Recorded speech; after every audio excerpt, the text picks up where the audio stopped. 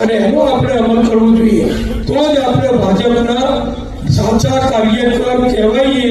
નહીં તો જનતા ગોરખ જનતા કરવાના અને આગળ ગાડીમાં ભાજપનો દુપટ્ટો લગાવવાનો.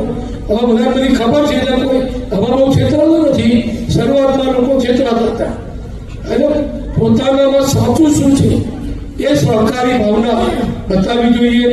કડી માર્કેટ તકલીફ નથી એટલે હવે શું થયું? પેલું કહેવત છે ને આપણા બાપ દાદા વખતની કે સુખ મેં સાંભળે સોની અને દુઃખ મેં સાંભળે રામ. હવે અત્યારે તો કોઈને રામ તો યાદ જ નથી આવતા.